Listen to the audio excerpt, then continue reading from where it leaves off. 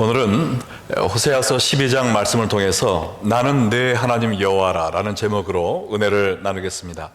오늘이 호세아서 강의 12번째 말씀인데요, 호세아 전체의 주제를 한마디로 이야기하라면 여호와께 돌아오라 라는 것입니다.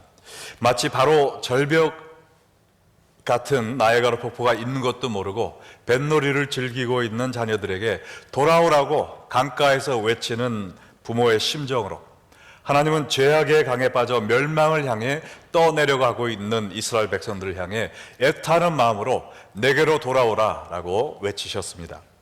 오늘도 동일한 말씀을 선포하고 계신데, 오늘의 본문은 하나님이 어떤 분이신지를 이야기해 주면서 우리가 왜 여호와께 돌아와야 되는지 설명을 해주고 있습니다. 이제 다음 주이면 호세아서 강해를 마치게 되는데요, 여호와께 돌아오라 라는 이 말씀이 2800년 전 북이스라엘 백성들에게만 주신 말씀이 아니라 바로 오늘 나를 향해 외치시는 하나님의 절규이심을 깨닫고 죄에서 떠나 하나님께로 돌아가는 여러분과 제가 되기를 주의 이름으로 축원합니다. 자, 우리가 여호와께 돌아가야 되는 첫 번째 이유는 하나님은 회개하는 자에게 은혜 주시는 분이시기 때문입니다. 호세아 12장 1절 말씀을 보면 에브라임은 바람을 먹으며 동풍을 따라가서 종일토록 거짓과 포악을 더하여 아수르와 계약을 맺고 기름을 애굽에 보내도다 라고 나와 있는데, 여기서 바람은 헛된 것을 의미하고 동풍이란 아라비아 사막에서 불어와 식물을 말라 죽게 하는 뜨거운 열풍을 의미합니다. 그러므로 에브라임이 바람을 먹으며 또 동풍을 따라간다라는 것은 북이스라엘이 아무런 가치가 없고 오히려 그들을 파멸로 인도할 것들을 쫓고 있다라는 것입니다. 그것은 구체적으로 아수르와 계약을 맺고 또 기름을 애굽에 보내는 악한 행동을 가리키는데요, 이것은 언약의 백성인 이스라엘이 하나님을 의지하지 않고 인위적인 방법으로 주위 강대국들의 도움을 받으려고 헛되이 뛰어다녔음을 의미합니다. 이스라엘은 하나님과 세상에 양다리를 걸치는 삶을 사는 거예요.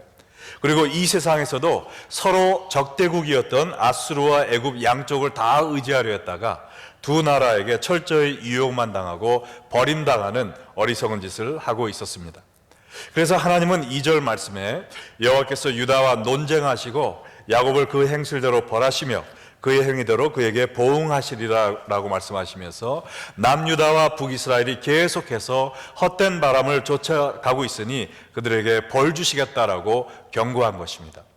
그런데 여기에 중요한 것은 하나님께서 벌 주신다는 것이 하나님의 은혜요 사랑이라는 것입니다. 만약에 우리가 잘못하고 있는데도 하나님이 벌 주시지 아니한다면 우리를 방치하시는 것이요, 우리가 멸망하도록 그냥 버려두시는 겁니다. 그러므로 하나님이 우리를 채찍질 하신다는 것은 우리를 아직도 사랑하고 계시다는 증거인 것입니다. 히브리서 기자도 12장 6절에서 주께서 그 사랑하시는 자를 징계하시고 그가 받아들이시는 아들마다 채찍질 하심이라 하였으니라고 했잖아요. 여러분도 만약 하나님께서 여러분의 말씀과 삶의 현장들을 통해 여러분을 꾸짖고 징계하고 계시다면 그것이 바로 멸망의 길을 떠나 하나님께 돌아오라라는 하나님의 사랑의 채찍질임을 깨닫고 하나님께로 돌아오시기를 축원드립니다. 자, 호세아 12장 3절과 4절은요, 죄악을 버리고 하나님께 돌아온 한 사람의 이야기를 소개하고 있습니다. 야곱은 모태에서 그의 형의 발 뒤꿈치를 잡았고 또 힘으로는 하나님과 겨루되 천사와 겨루어 이기고 울며 그에게 간구하였으며 하나님은 베델에서 그를 만나셨고 거기에서 우리에게 말씀하셨나니. 자, 야곱이 누구입니까? 태어나기 전에 복중에서 형과 싸웠어요. 태어나면서 형의 발 뒤꿈치를 잡았습니다. 그리고 태어나서는 하나님과도 자기 힘으로 싸우려 했던, 철저히 자기의 힘과 꾀에 의지해 살았던 사람입니다. 그의 이름 야곱도 발꿈치를 잡다라는 뜻인데요, 이거를 한국말로 제대로 번역을 하면은 남의 뒤통수를 치다라는 말이에요. 그 이름이 사기꾼이요 거짓말쟁이인 것입니다. 이 야곱이 어떻게 장자권을 따냈는지를 생각을 해보세요. 그는 자기의 형의 약점을 노려서 팥죽 한 그릇에 장자권을 팔도록 만들었어요. 그리고 자기 아버지를 속여 장자의 축복 기도를 받은 사람입니다.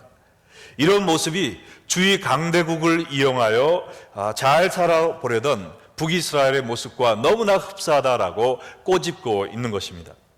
그런데 이렇게 인위적인 방법으로 남의 뒤통수를 치며 성공하려던 야곱이 어떻게 되었습니까? 하란에 사는 삼촌 라반에게 자신이 2번이나 속임을 당하고 말았어요. 첫 번째는 아내를 구하는 과정에서, 두 번째는 보수를 받는 과정에서 자기가 남에게 한 그대로 자신도 당하고 말았어요. 그리고 결국엔 어떻게 되었죠? 자기를 향해 원수의 칼을 갈고 있던 형 에서에게 돌아갈 수밖에 없는 환경에 처하게 되었습니다. 이것은 완전히 고양이 앞에 쥐 같은 상황이고 죽을 날을 받아놓은 당상이에요. 이것 또한 북이스라엘이 앞으로 당할 멸망과 너무나도 흡사한 모습인 것입니다. 그런데 야곱이 북이스라엘과 다른 한 가지가 있었는데, 그것은 야곱이 울며 간구했다라는 것입니다. 철저히 자기의 간계와 노력으로만 살아왔던 그가 사면초가의 상황에 처했을 때 하나님의 사자를 철저히 붙잡고 의지했다는 거예요. 이제 저의 힘으로 할 수 있는 것은 아무것도 없습니다. 제가 제 혼자 살아보려고 열심히 노력했지만 이제는 죽은 목숨이 되었어요. 하나님이 저를 돌봐주지 않으신다면 저는 살아날 방법이 없습니다. 하나님 앞에 처음으로 깨어진 심정으로 하나님을 붙잡고 늘어지기 시작했습니다. 이렇게 사생결단의 기도를 하며 하나님만 의지하고 나아갔을 때 하나님께서 그를 만나 주셨고 말씀해 주셨습니다. 하나님은 회개하고 돌아오는 자들을 은혜로 맞아 주시는 분이시고, 이것이 바로 하나님이 이스라엘과 우리에게 원하고 계시는 것이라고 믿습니다. 하나님은 여기서 야곱 이야기만 하고 계신 게 아니고요, 사실 여러분과 저의 이야기를 하고 있다고 믿습니다. 그러니까 여기에 보면 야곱을 만나셨고 또 누구에게 이야기하셨다고 그랬습니까? 우리에게 말씀하셨다고 그랬잖아요. 야곱의 이야기를 통해 우리에게 말씀하십니다. 회개하고 여호와께 돌아오라 라고 말씀하고 계시는 거예요.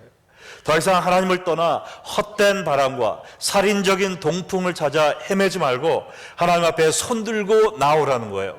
그러면 하나님께서 우리를 은혜로 받아주시겠다는 겁니다.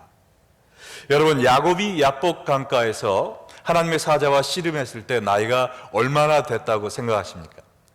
하나님의 사자와 겨루어 이겼다고 하니까 혈기왕성한 20대 30대라고 생각하실지 모르겠지만 야곱은 그때 방년 97세였습니다 97세였어요 거의 100년에 가까운 세월을 하나님을 떠나 혼자 생활했던 사람이었어요. 하나님을 대적하며 100년을 살았던 사람이었어요. 그럼에도 불구하고 그가 울며 간구했을 때 하나님은 그를 채찍질하지 아니하시고 그를 은혜로 받아주셨습니다. 그리고 그의 환도뼈를 쳐서 절룩거리게 만드셨어요. 이것은 이제 남은 여생은 너의 힘으로 뛰어다니지 말고 오직 하나님만 의지하며 살라는 이 은혜의 조치였는 줄로 믿습니다. 자, 야곱이 자기 멋대로 뛰어다녀서 그때는 어떻게 되었죠? 남을 속이는 사기꾼 생활을 했어요.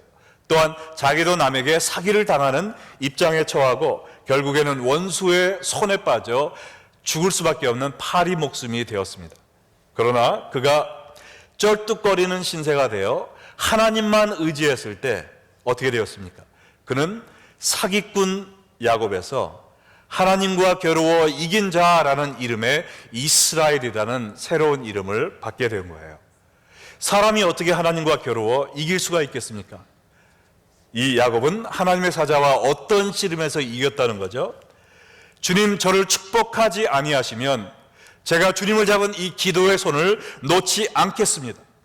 하나님의 은혜가 없이는 제가 도저히 살 수가 없는 사람입니다. 저를 축복하여 주시고 저를 불쌍히 여겨주셔서 하나님의 궁의를 베풀어 주시옵소서. 하나님께 회개하며 나아갈 때 주님의 은혜와 궁의를 받아내는 이 기도의 싸움에서 이겼다는 것입니다. 하나님은 이렇게 그의 은혜를 간구하는 사람들에게 늘 져주시는 분이십니다. 그동안 우리가 한 짓을 보면 하나님의 진노와 심판을 받아 마땅한 우리들이에요. 하지만 우리가 회개하고 돌아가는 그 순간에 하나님은 그 심판의 발을 거두시고 사랑의 발로 우리를 안아주시는 것입니다. 우리가 얼마나 오랫동안, 얼마나 많이, 얼마나 깊숙이 하나님의 마음을 쑤셔댔던지에 상관없이 우리가 진실된 회개로 하나님의 은혜와 긍휼을 간구하며 나아가는 그 순간 하나님은 언제든지 기꺼이 우리를 위해 저어주시는 분이십니다. 여러분은 오늘 내 힘으로 모든 것을 해결하라고 하는 곤고한 야곱의 삶을 살고 계십니까? 아니면 하나님의 은혜로 하루하루를 사는 영광스러운 이스라엘의 삶을 살고 계십니까? 아직도 바람과 동풍을 쫓는 야곱의 삶을 살고 계시다면 이 시간 회개하는 자에게 은혜 주시는 하나님께 돌아오시기를 간절히 축원드립니다. 하나님께 돌아오는 방법은 5절과 6절에 기록이 되어 있습니다. 여호와는 만군의 하나님이시라. 여호와는 그를 기억하게 하는 이름이니라. 그런즉 너의 하나님께로 돌아와서 인애와 정의를 지키며 항상 너의 하나님을 바랄지니라. 하나님께 돌아가기 위해서는 먼저 하나님이 어떤 분이신가를 우리가 기억해야 돼요. 하나님이란 이름은 하늘과 땅의 모든 권세를 갖고 우주를 다스리시는 전능하신 하나님을 일컫는 엘로힘이라는 성어입니다. 또한 여호와라는 것은 그의 백성과 맺은 언약을 잊지 않으시고 신실하게 지켜나가시는 어제와 오늘과 영원토록 동일하신 사랑의 하나님을 의미하는 말이에요. 그러므로 하나님은 우리를 사랑하겠다라는 언약을 영원히 잊지 아니하시는 분이기 때문에 우리가 죄 가운데서도 하나님의 은혜를 의지하며 주께로 나아갈 수 있는 것입니다. 여기에 하나님께로 돌아오라 라는 말을 직역을 하면 하나님 안에 들어오라 라는 거예요. 이 말은 하나님 안에 거하라 라는 뜻이 있고 동시에 하나님 안에서 편히 쉬라 라는 뜻이 있습니다. 우리가 이 죄악의 범람한 세상에서 지치고 힘든 영혼이 하나님께 회개하며 돌아갈 때 하나님은 우리를 채찍질하지 아니하시고 오히려 주 안에서 쉼을 주시는 하나님인 줄을 믿으시기 바랍니다. 자, 그러면 하나님께로 돌아오는 자의 특징이 무엇인가? 인애와 정의를 지킨다 그랬습니다. 이것은 다시 말하면 하나님의 대표적인 두 가지 성품인 사랑과 공의를 지키며 사는 하나님을 닮아가는 사람이 된다는 거예요. 그리고 또한 항상 우리 하나님을 바라는 삶, 즉 하나님의 영광과 은혜의 얼굴을 바라보며 주를 앙망하며 주만을 기다리며 사는 이 첫사랑을 회복한 삶을 살게 된다는 것입니다. 바로 이것이 참된 회개를 통해 하나님 안에 거하는 참 이스라엘의 은혜의 삶입니다. 전능하시고 거룩하신 하나님 품 안에 거하면서 하나님의 아름다운 얼굴을 바라보면서 주님을 닮아가는 사랑과 공의의 삶을 사는 것, 이것이 바로 회개하는 자에게 예비하신 하나님의 은혜의 삶인 줄 믿습니다. 여러분도 이러한 축복의 삶을 경험하기 원하십니까? 그렇다면 여러분에게 저주기로 이미 작정하신, 그리고 여러분을 기다리고 계신 하나님께 야복 강가에서 야곱이 씨름하던 그러한 간절한 심정으로 회개하며 주님께 돌아가시기를 주 예수의 이름으로 축원합니다. 자, 우리가 하나님에 대해서 기억해야 될 또 하나의 사실은요, 하나님은 끝까지 회개하지 않는 불의한 자를 심판하시는 분이라는 겁니다. 하나님은 죄 가운데 빠진 이 북이스라엘 백성을 어떻게 묘사하셨는지 7절 말씀을 보시기 바랍니다. 그는 상인이라 손에 거짓 저울을 가지고 속이기를 좋아하는도다. 하나님은 이스라엘 백성들을 상인이라 이렇게 표현하셨는데 여기 상인은 원어로 보면 가나안이다 이렇게 써 있어요. 하나님의 백성임을 자부하던 이스라엘을 이방 족속인 가나안과 비유하는 것은 아주 충격적이고 불명예스러운 비유였습니다. 가나안 사람은 본래 가나안의 7 족속 중에 하나로 이 베니게 지역, 곧 두로와 시돈에 살면서 무역을 주로 하던 사람이었기 때문에 가나안과 상인은 종종 동의어로 사용이 되었습니다.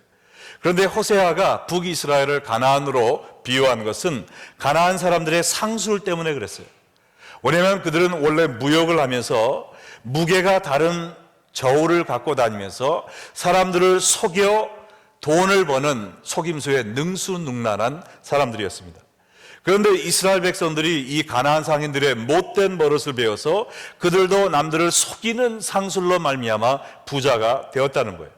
근데 이 사람들은 여기서 그친 게 아니라 한 발자국 더 나갔습니다. 호세아 12장 8절에 보면 에브라임이 말하는 나는 실로 부자라, 내가 재물을 얻었는데 내가 수고한 모든 것 중에 죄라 할 만한 불의를 내게서 찾아낼 자가 없으리라 하거니와. 자, 이스라엘은 불의로 재물을 얻은 것에 대한 자기 도취에 빠져버렸어요. 그래서 자신들이 얼마나 악한 방법으로 재물을 긁어 모았는지 깨닫지 못했습니다. 내가 열심히 일해서 피땀 흘려 벌은 돈이다, 이렇게 생각을 했어요. 자신들에게는 털끝만큼의 죄악도 없다고 이야기를 한 겁니다. 자신들이 죄덩어리였음에도 불구하고 자신의 죄를 깨닫지 못한다면 이게 무슨 문제입니까? 그들의 도덕적 가치관이 완전히 상실되었고 죄를 죄로 여기지 못하는 사람이 되었다는 겁니다.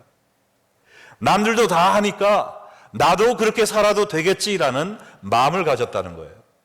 여러분, 우리가 물건을 살 때 흔히 장사하는 분들이 보통 어떤 얘기를 합니까?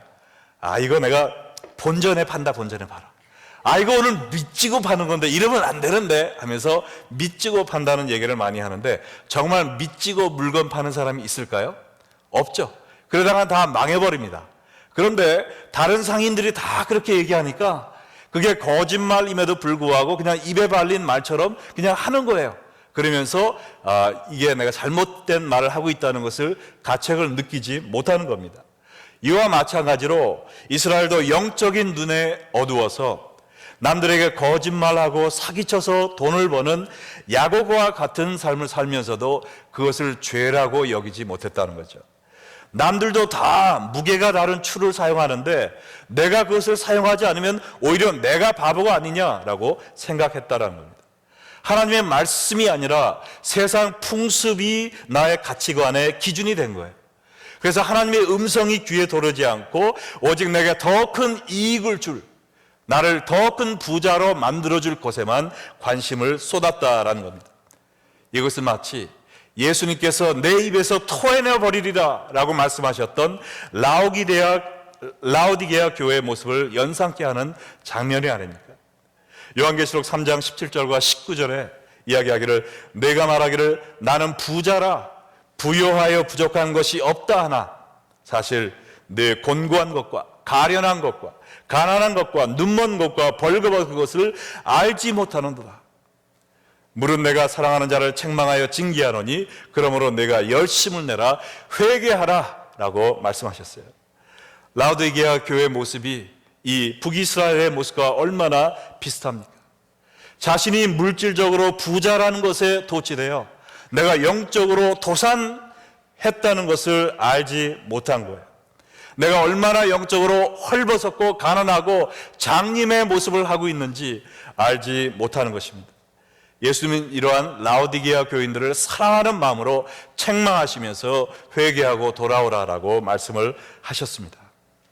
이것이 바로 여러분의 모습은 아닙니까? 이 세상의 부귀영화와 짜릿한 쾌락에 도취되어 내가 하나님 앞에 얼마나 큰 죄를 짓고 있는지조차 알지 못하는 영적 무감각증에 빠져 있지는 않습니까? 하나님의 말씀이 나의 삶의 기준이 아니라 오직 이 세상만을 위해 사는 세상의 가난한 사람들의 생활 풍습이 나의 기준이 되어서 남들이 술 마시고 흥청망청하니까 나도 좀 그렇게 해도 되지 뭐. 남들이 거짓말하며 속이며 사니까 나도 그렇게 살아야 약삭 빠른 사람이지. 남들이 노름하니까 나도 카지노 들락더라도 어때? 남들이 바람 피우니까 나도 좀 외도하면 어때? 하면서 멸망을 향해 나아가는 사람처럼 나도 그렇게 살면서 세상 사람과 나와의 차이점은 오직 내가 주일날 1시간 예수님께 예배드린다는 이것이 유일한 그러한 죽은 신앙의 모습을 살고 있지는 않습니까? 이스라엘과 라오디게아의 문제는 자신이 부자라는 이 세상적인 축복에 눈이 어두웠다는 거예요. 내가 세상적으로 잘 나가는 사람이 되었다는 것이 마치 내가 영적으로도 축복받은 사람인 양 착각했다는 겁니다. 내 사업이 잘 되고 내 아이들이 잘 크고 하는 일마다 형통하니까 내가 괜찮은 사람인 걸로 착각했다는 겁니다. 여러분의 세상 일들이 잘 된다고 여러분들이 영적으로도 잘 되고 있다는 것이 아니에요. 세상 일이 먼저고 영혼의 일들이 뒷자리가 아닙니다. 우리는 영혼의 축복을 먼저 받고, 내가 비록 이 세상에서 남들처럼 잘 못 살아도, 남들처럼 많은 것을 누리고 즐기며 살지 못한다 할지라도 영혼이 건강하고 살찐 사람이 참된 축복의 삶을 사람인 줄로 믿으시기 바랍니다. 사도 요한도 요한 3서 1장 2절에서 뭐라고 그랬어요? 사랑하는 자여, 내 영혼이 잘된 같이 내가 범사에 잘되고 강건하기를 내가 간구하노라. 영혼이 잘되고 범사가 잘 돼야죠. 영혼이 잘 못되면서 범사가 잘 된다면 그것은 나를 영원한 멸망으로 인도하는 저주입니다. 축복이 아니에요. 이스라엘 백성들이 세상의 부귀영화에 빠져 회개하기는커녕 내가 하나님 앞에 죄를 짓고 있다는 사실마저 느끼지 못했을 때 그들의 삶에 어떤 결과가 초래되었습니까? 9절에 나온 대로 하나님은 그들에게 말씀하시기를 내가 애굽 땅에 있을 때부터 나는 내 하나님 여호와라.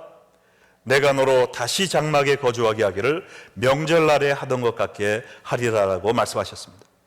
내가 너희를 애굽 땅에서 구원해 준 너의 하나님 여호와 이것만, 너희가 나를 잊어버리고 세상 향락과 부귀영화에 빠져 나를 무시하고 죄 가운데 빠져 살고 있구나. 내가 한없이 너희들을 불렀건만 너희들은 나를 든 채 만채하고 회개 안 하고 죄만 짓고 있으니 내가 너희를 심판하지 않을 수 없다는 겁니다. 너희가 과거 광야에서 장막 생활을 했던 것처럼 내가 다시 한번 너희들 아수르 땅으로 몰아서 너희가 다시 장막 생활을 하며 그러한 고된 노예 생활을 하도록 내가 만들겠다라고 이야기하신 것입니다. 그러면서 10절 말씀에 내가 너희들을 위하여 얼마나 많은 호소를 하였건만 너희가 내 말을 듣지 않느냐라고 말씀을 하시면서 내가 여러 선지자에게 말하였고 이상을 많이 보였으며 선지자들을 통하여 비유를 베풀었노라 라고 이야기를 하십니다. 하나님은 여러 선지자들을 그들에게 보내서 말씀하셨어요. 그래도 듣지 않으니까 이상과 환상까지 보여주며 회개를 촉구하셨어요. 그래도 깨닫지 못하니까 그들이 알아들을 수 있도록 쉽게 비유를 통해서까지 말씀하셨습니다. 그래도 그들이 회개하지 않았고 이제는 심판을 내릴 수밖에 없다라고 말씀하시는 거예요. 과거에는 하나님께서 이 세 가지 방법으로 이스라엘에게 말씀하셨지만 오늘날에는 얼마나 더 많은 방법으로 우리에게 말씀하고 계십니까? 주일 예배 설교, 금요 예배, 새벽 이슬, 또한 우리가 차 타고 다니면서 라디오 설교, TV에 있는 설교, 또 인터넷 말씀, 1만 가지 방법을 다 동원해서 우리에게 말씀하고 계신데 여러분은 이 하나님의 음성을 듣고 계십니까? 우리에게 가장 크게 말씀하신 적이 있는데요. 그것은 바로 예수 그리스도의 십자가를 통한 외침이었습니다. 히브리서 1장 1, 2절에 보면 옛적에 선지자들을 통하여 여러 부분과 여러 모양으로 우리 조상들에게 말씀하신 하나님이 이 모든 날 마지막에는 아들을 통하여 우리에게 말씀하셨으니 그랬어요. 과거의 선지자들을 통해서 여러 방법으로 말씀하셨던 하나님께서 이제 마지막 수단으로 하나님의 아들을 통해 우리에게 말씀하셨는데 이것은 예수님의 가르침뿐만 아니라 십자가에서 아들을 죽게 내버릴 정도로 우리를 사랑하셨다는 그 메시지를 전달해 주신 것입니다.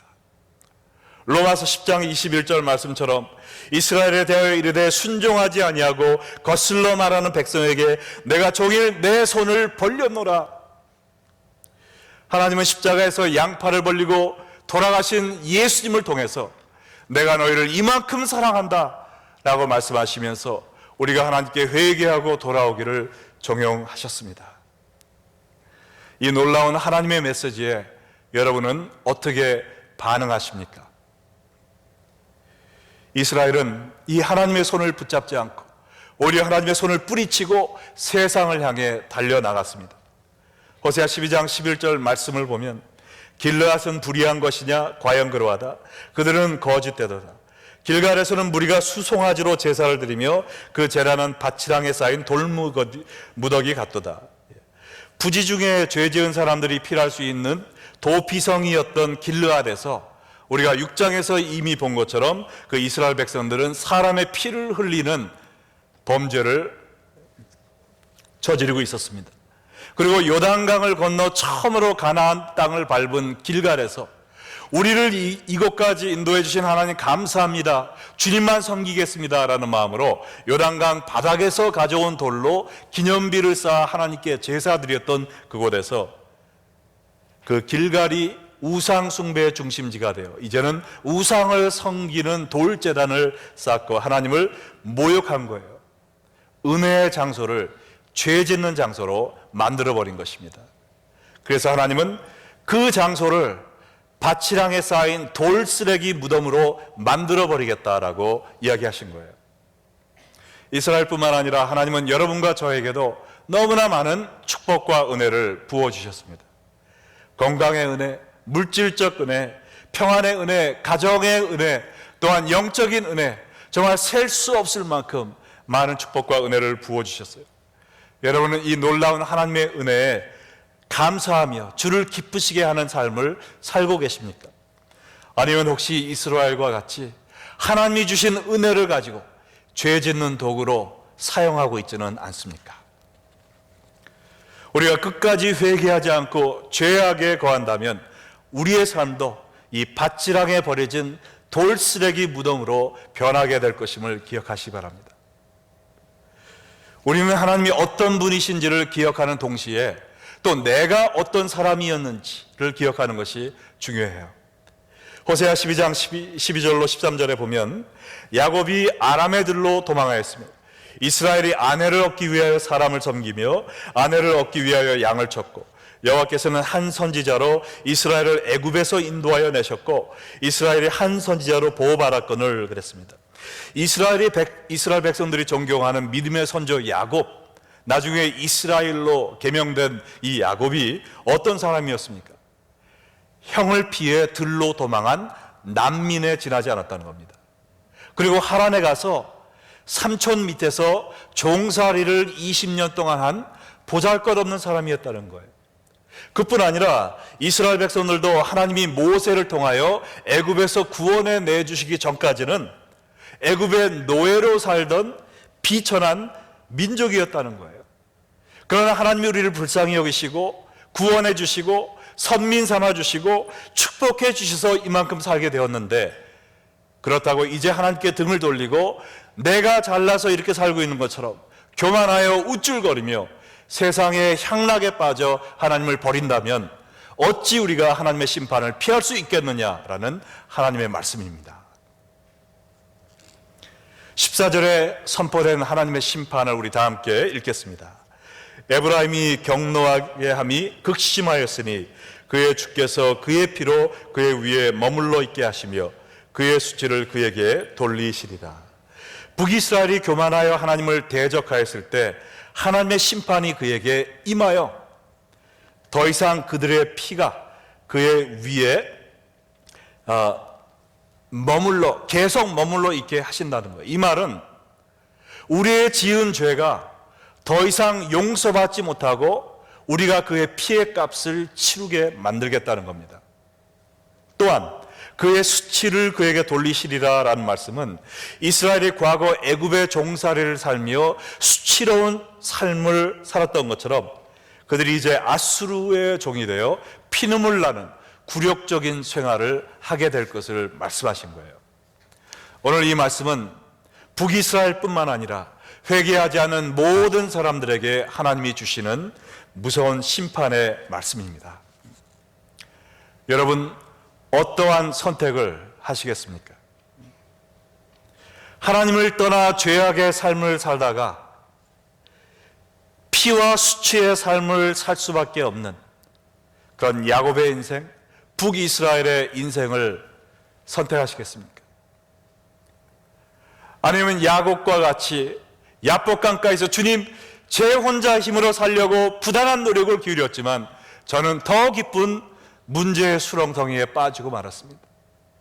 주님이 도와주지 않으시면 저의 힘으로 아무것도 할 수 없음을 고백합니다.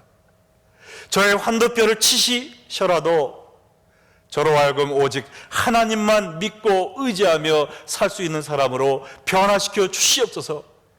회개하고 나감으로 말미암아 하나님이 예비하신 하나님의 품에 안겨 하나님의 아름다운 얼굴을 보며 주님을 닮은 사랑과 공의의 삶을 살며 은혜와 축복 가운데 거하는 참 이스라엘의 삶을 사시겠습니까?